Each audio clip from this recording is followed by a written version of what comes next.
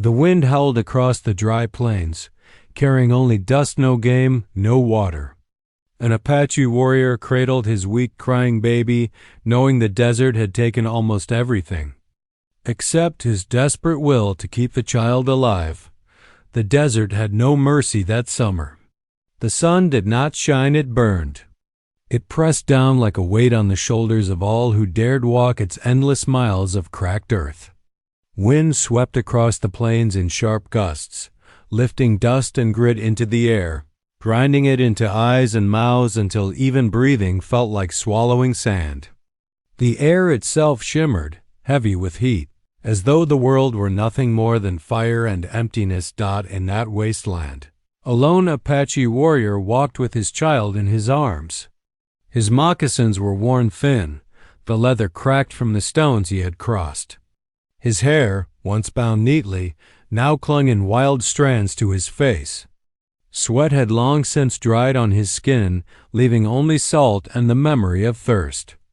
But it was not for himself that his heart pounded, it was for the tiny weight pressed against his chest. The baby stirred weakly, lips parted, eyes barely opening against the brightness. Each whimper was softer than the last, as if the voice of life itself was slipping further away.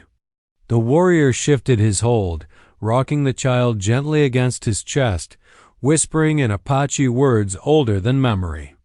They were prayers his mother had once spoken to him when storms rolled across the land. Prayers of strength, of survival, of pleading with the Great Spirit not to abandon them. But the desert was silent. The Great Spirit gave no sign. No cloud broke the sky, no rabbit darted from the sagebrush, no bird circled above. Only silence, broken by the sound of a child too weak to cry. 3 days had passed since he had last found water. The stream he had known as a boy had long since dried, its stones baked white in the sun. The deer he once hunted had vanished, chased away by drought or killed by other starving hunters. Even the cactus, which could offer water if split carefully, seemed shriveled and useless. He had searched the land with the desperation of a man who could not fail, but every trail ended in nothing. His body screamed for rest. His stomach clawed at itself. His throat was raw. Yet when he looked down at his son, the ache in his chest was far greater than hunger or thirst. The child's lips, once full of soft sounds and eager rooting, were cracked and dry. His belly, once round, had flattened with emptiness. The warrior pressed the baby's tiny hand to his face, feeling its faint warmth. The smallness of it humbled him. It reminded him how fragile life was, how quickly it could vanish if not guarded. He remembered his wife, how she had labored beneath the same burning sun to bring this child into the world. She had not survived that labor. The desert had taken her, just as it threatened to take the child now. The warrior carried not only his son's life but the memory of the woman who had given him. He had sworn at her burial mound that he would protect their child, that the earth would not claim him too soon. But vows weighed little against the emptiness gnawing at them both. Each step across the desert was a battle. His legs wanted to collapse, his arms to loosen their grip. But he could not fall. If he did, the child would not survive. So he pushed forward, staggering, whispering again in broken tones. "Hold on, little one. Your father is here. Your father will not leave you." The land stretched endlessly. To the north, hills rose like teeth against the sky. To the south, the horizon melted into heat haze. Somewhere there had to be food or water or something he could take into his son's mouth. But as the hours passed, the hope he clung to grew thinner than the line of smoke from a dying fire. That night, when the sun finally sank and the stars came out cold and sharp above the desert, he sat with the child cradled against him. The baby made no sound now, only shallow breaths that worried him more than crying ever could. Tears stung his eyes, hot and unwanted. Apache warriors were not taught to weep, but this was no matter of pride. This was the raw wound of a father watching his child slip closer to death. He tilted his head back, staring at the night sky, at the constellations his people believed were the campfires of ancestors watching over them. "Great Spirit," he murmured hoarsely, "you see me. You see him. Do not turn away." The stars offered no answer. Only silence. Only hunger.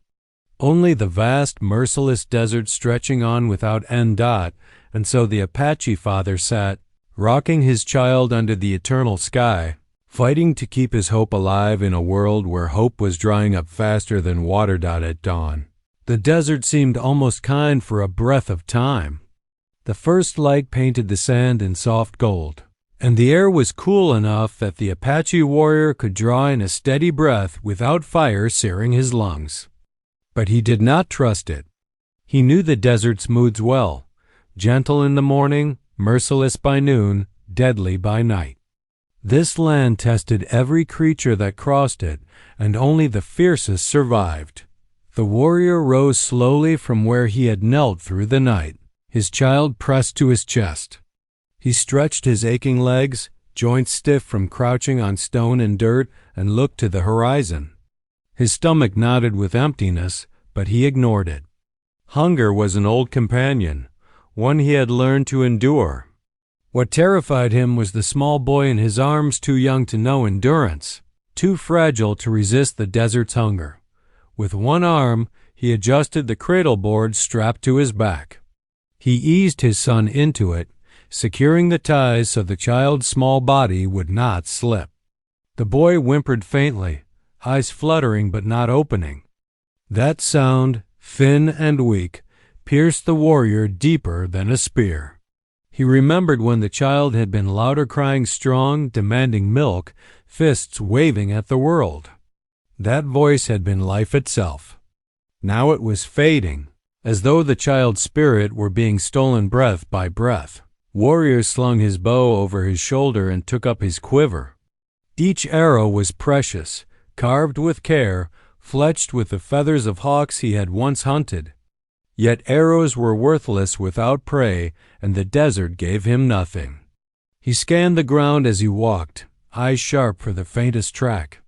Once he had been able to read the earth as if it were a story written only for him, where the deer had stepped, where the rabbit had hidden, where the quail had scattered. Now the earth was blank, its story unwritten, its silence a cruel mockery of his skill. He tried anyway. His feet moved with practiced care, searching for broken stems of grass, the faint curve of a hoof in the dust, the scrape of claws against stone. But every sign led nowhere. The wind erased tracks before his eyes, brushing sand over them as if the desert itself was hiding its secrets. Hours passed. The sun rose higher, the cool air gone, replaced with heat that pressed on him like a hand forcing him down. His skin cracked. Sweat dried before it could cool him. His vision swam at the edges, but he forced himself to continue. Stopping meant death. Stopping meant his son's breaths would fade completely. At midday, he found a rabbit's burrow holes dug into the earth beneath a mesquite bush. His heart leapt, and he dropped to his knees, pressing his ear to the ground. Silence. The burrow was abandoned, long since emptied. He struck the earth with his fist, a sharp cry breaking from his throat. It was not the cry of a warrior, it was the cry of a father unraveling. The child stirred at the sound, a weak motion from the cradle board. The warrior immediately stilled, pressing a hand against the baby's back, whispering, "Shh. Do not fear, little one. Your father is here." His voice cracked. The words tasted of ash. He rose again and pressed forward, but the weight of failure clung to his shoulders, heavier than his bow, heavier than his son. Memories gnawed at him. His wife, her face pale as she had labored, her hand clutching his until her strength ebbed away. The moment he had buried her beneath the earth, marking her grave with stones.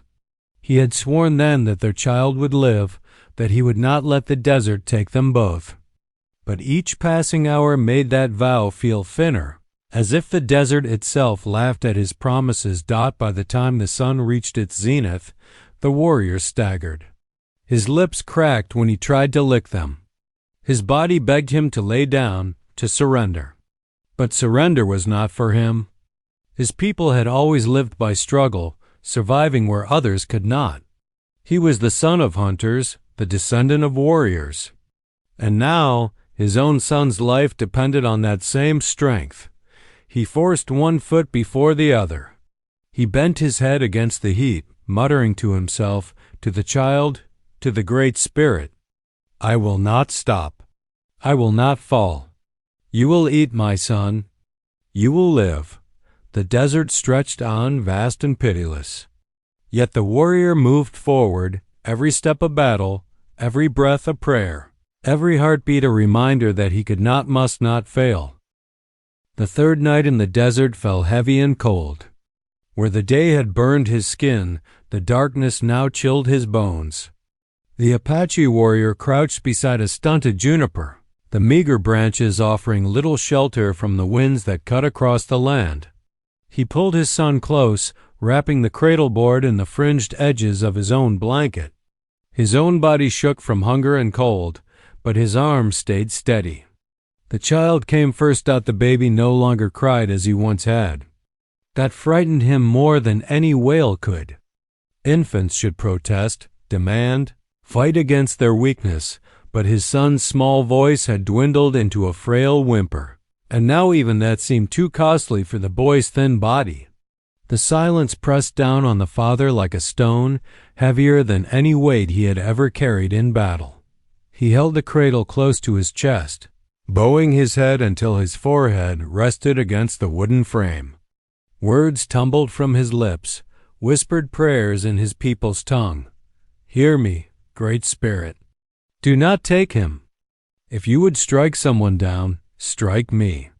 Leave him." His voice cracked, his throat raw from thirst, but he forced the words out anyway. No answer came, only the sighing of the wind and the shuffle of loose sand. Hunger gnawed at his belly, but he barely noticed anymore.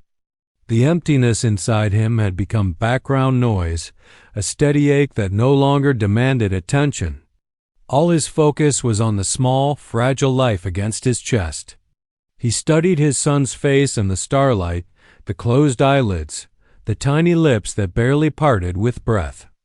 Once, this child had seemed a gift from the spirits themselves, born of his love for the woman who had died bringing him into the world. The boy had been her last gift, her final heartbeat given form. Now he seemed like a flame sputtering in the wind, a single spark ready to vanish into the dark. The warrior pressed a calloused finger to his son's cheek. The skin was warm, but too pale, too still. His chest rose and fell with shallow breaths that frightened the father with their fragility. Each one might be the last. Desperation hollowed him. He thought of raiding. If there were settlers nearby, they would have food. But to leave the child alone, even for a moment, felt like abandoning him. He thought of sacrificing his own flesh. He had heard old tales of mothers who cut themselves to give their infants blood. But he knew it would not be enough, and his child was too weak. Every possibility seemed a dead end, every choice already lost. He clenched his fists against the ground, grit biting into his palms. Rage flared in him then, not at his son, not at his wife, not even at the desert. He raged at himself. What kind of father was he if he could not feed his child? What kind of warrior if he could not win this fight against hunger and thirst? His mind began to wander in the stillness. Exhaustion tugged at him, painting visions across his sight. He saw his wife in the firelight, her dark hair braided, her smile quick and bright as she handed him roasted rabbit. He heard her laugh, soft as water in a stream, and for an instant he almost forgot where he was. He reached out, but there was nothing. Only the cradle board and the frail sound of his son's breathing. He pulled the baby tighter to his chest, shame flooding him. Dreams were for the well-fed. He could not allow himself to drift into illusions when his son's life hung by a thread. The wind shifted, carrying with it the faint cry of a coyote in the distance. The warrior lifted his head sharply, instinct flickering. Coyotes meant life, if not to hunt, then to follow. Where they scavenged, prey might exist. For a heartbeat, hope sparked in him, and he rose to his feet. But as he scanned the horizon, there was nothing. No movement, no sound beyond the desert's endless silence. His knees buckled beneath him, and he sank back down. His heart felt like a drum, hollow and desperate. He whispered again, this time not a prayer but a plea, almost to the child himself. Hold on, little one. Do not leave me. Not yet. Do not leave her gift to vanish. The desert gave no mercy, no answer. Only the stars looked down cold, brilliant, and silent. And as the night deepened, so too did the father's desperation. Every moment without food or water drew them closer to the edge. And he knew in his soul that the edge was near. The morning sun rose like a blade, cutting the desert with light that burned the skin and blinded the eyes. The Apache warrior staggered onward, his legs heavy, his body nearly hollowed by hunger and thirst. His child lay strapped to the cradle board against his back, silent except for the faintest breaths, too weak even to cry. Every step felt like a battle against both the land and the despair creeping into his soul. By midday, the horizon swam with heat. The desert rippled in waves of mirage, tricking his eyes with false rivers and phantom trees. He had learned long ago not to trust such visions, but his mind, dulled by suffering, wavered. For one cruel moment, he thought he saw water shimmering blue spread wide as a lake, but when he blinked, it dissolved back into dust. Still, something caught his eye. A dark speck in the distance, cutting through the shimmer. At first he thought it was another illusion, a trick of the desert. But as he narrowed his gaze, he saw movement slow, steady, purposeful. A rider. The warrior's heart clenched. Strangers in the desert were never a simple thing. They could mean salvation or death. He knew well the stories of men who appeared with smiles only to bring knives. He tightened his grip on his bow, fingers trembling from weakness but ready to defend. His body could fail him, but his will could not. The figure grew clearer.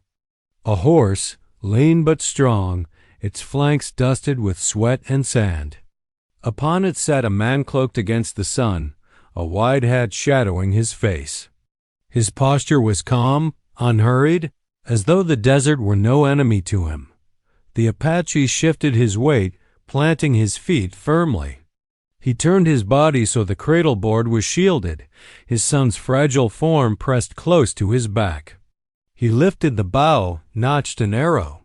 His arm shook, not only from suspicion, but from the weakness gnawing at his muscles. Still, his aim was steady enough to warn. "Go," he rasped in a voice cracked and raw. The desert stole his breath, but the intent carried in his eyes. "Go, or face me." The rider did not draw a weapon. He did not reach for the rifle strapped across his saddle. Instead, he slowed his horse to a halt a dozen paces away. The silence between them was taut, broken only by the shifting of sand beneath hooves. Then the rider dismounted. His movements were slow, deliberate, showing empty hands. He reached to the saddlebag, unbuckled a strap, and pulled free a woven basket.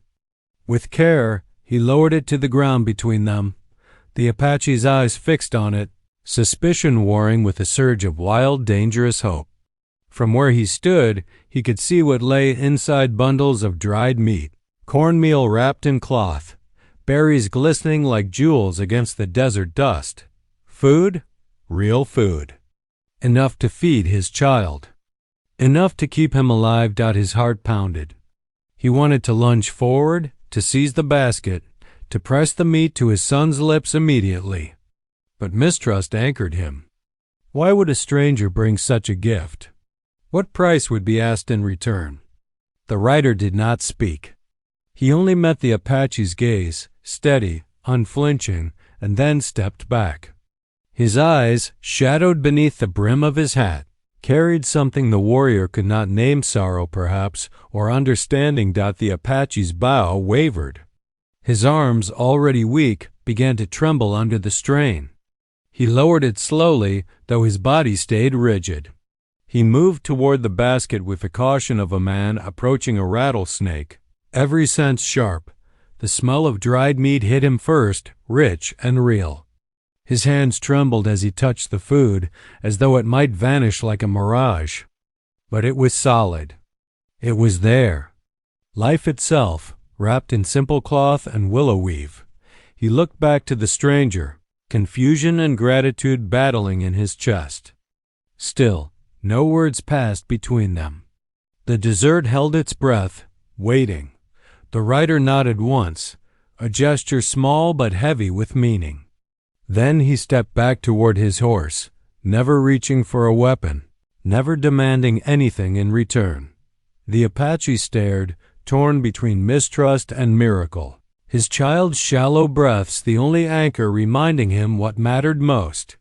And in that moment, the desert seemed to shift not in mercy, but in possibility. The Apache warrior knelt in the sand, staring into the basket as if it were some vision conjured by hunger. The scents rose up to him rich, earthy, undeniable. Dried venison. Cornmeal wrapped carefully in cloth. Berries, dark and plump, their juices staining the weave. It was not a mirage.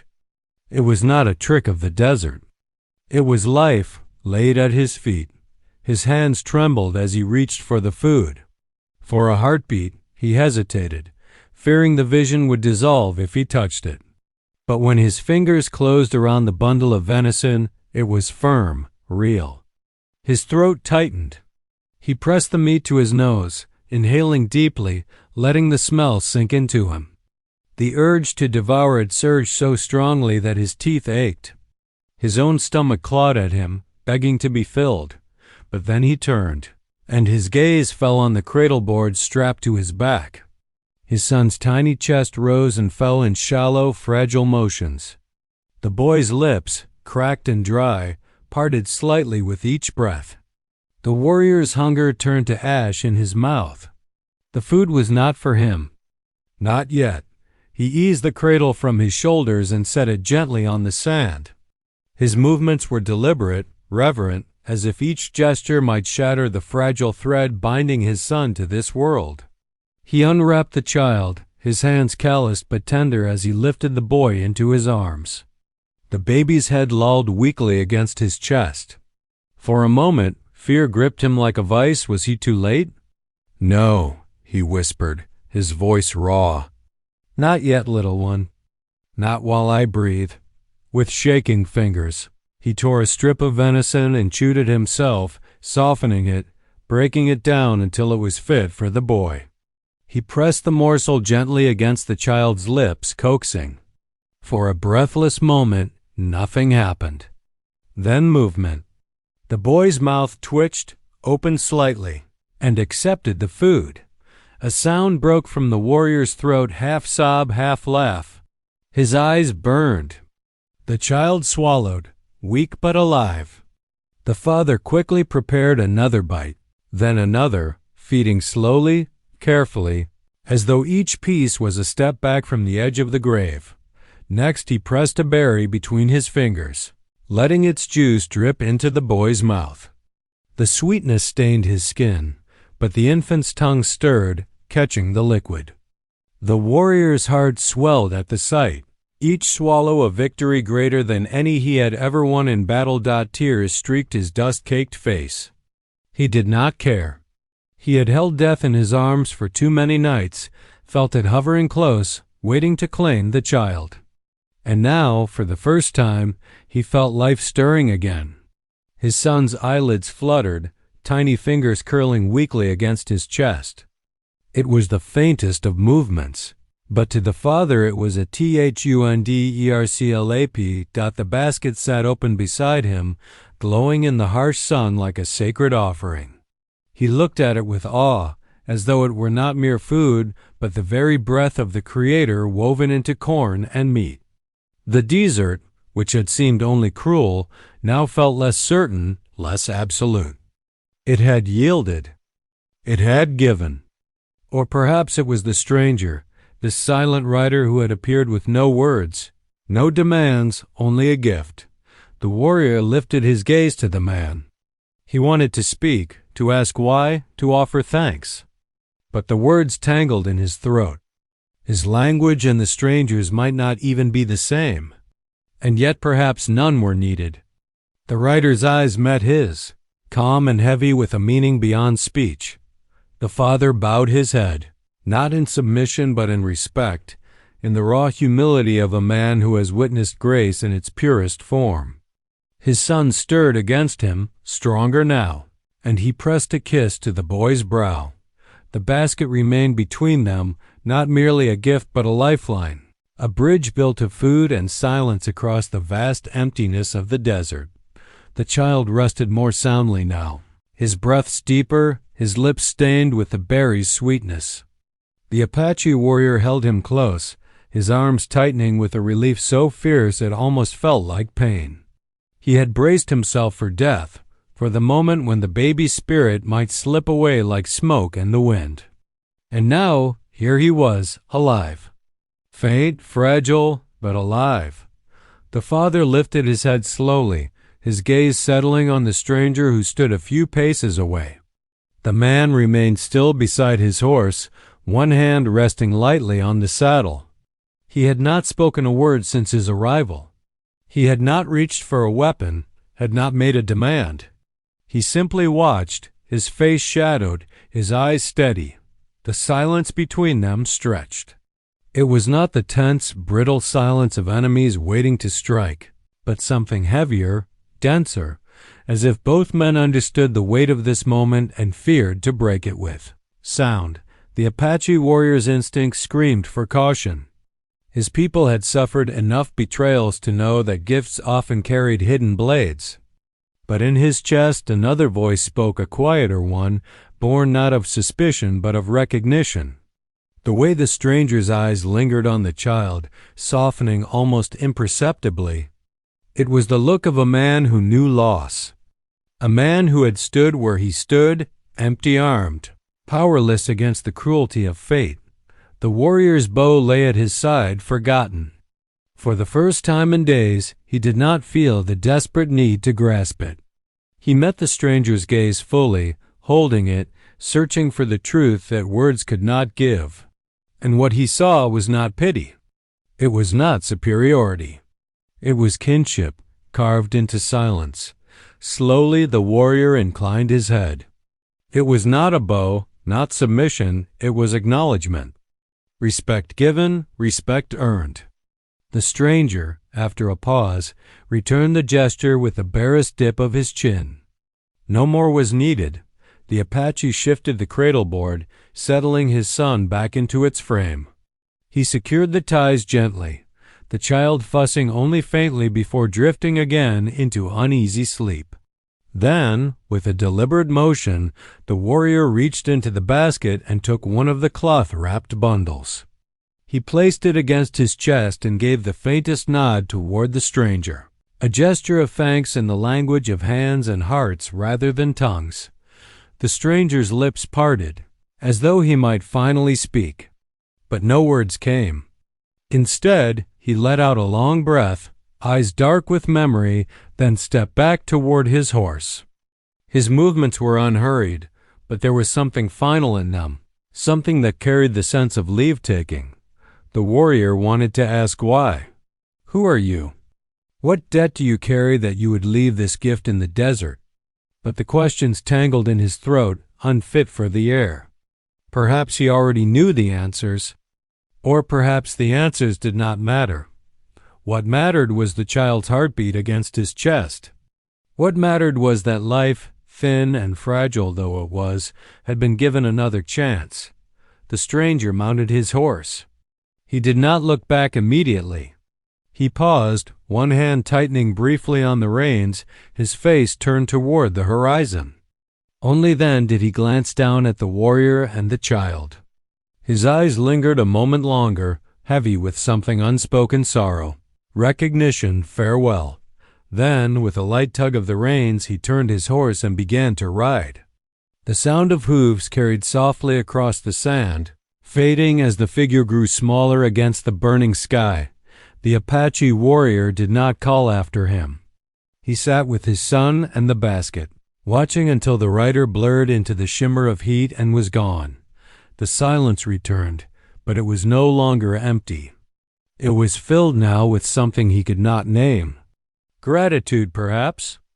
Or the echo of another man's grief, shared for a brief moment in the vast, merciless desert. The Apache warrior sat long after the stranger's silhouette had dissolved into the wavering horizon. The desert was once again empty, but it did not feel the same. The basket sat at his side, its contents more precious than gold or iron, more sacred than any offering at a fire. It was a promise of life. He leaned against a low outcropping of stone, cradling his son in his lap. The boy's breaths came steadier now, his lips still stained with berry juice. His skin, which had seemed so pale, showed faint traces of color returning beneath it, a delicate warmth blooming like the first dawn after a long winter. The warrior brushed a calloused hand across his child's forehead. The boy stirred faintly, eyes fluttering as though he were waking from a deep and perilous dream. For days the father had feared he would never see those eyes again. Now, when they opened, just barely dark and searching, the man's heart surged so fiercely he could not contain it. A sound escaped him, half sob, half laugh, raw and broken. He lifted the child higher, close to his chest, pressing his face into the boy's hair. The smell of dust lingered there, but beneath it was something sweeter, the scent of life, fragile but real. He rocked gently, whispering words that trembled with gratitude.